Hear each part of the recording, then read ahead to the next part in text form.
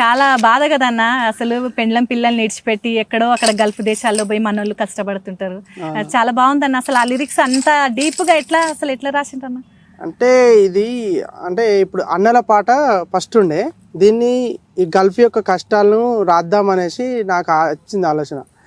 అంటే ఇప్పుడు చాలా మంది ఏంటంటే అక్కడికి పోయి రాని వాళ్ళు కూడా ఉన్నారు, అక్కడే చనిపోయిన వాళ్ళు ఉన్నారు, ఇక్కడ డెడ్ బాడీ కొన్ని రోజులకు అంటే నెలల తరబడి కూడా ఉన్న రోజులు ఉన్నాయి. సో వాళ్ళ యొక్క కష్టాలు నాకు చాలా బాగా అనిపించింది. అందులో చాలా వరకు ఏంటంటే ఇక్కడ వాళ్ళు అక్కడ కష్టపడుతూ ఉంటే ఇక్కడ వాళ్ళ అక్కలకు చెల్లెలకు కూడా చాలా మంది ఏంటంటే నెగిటివ్ ఉంటుంది. ఏంటంటే అక్కడ భర్త సంపాదిస్తాడు, ఇక్కడ బాగా ఏంటంటే అది ఏమంటారు మన ఊర్లలో అంటారు కదా, బాగా నిందలు ఉంటాయి ఇట్లా వీళ్ళతో వాళ్ళతో అన్నట్టుగా చాలా వరకు ఉంటుంది. అందుకనేసి అందులో ఒక లిరిక్ ఉంటుంది, నింద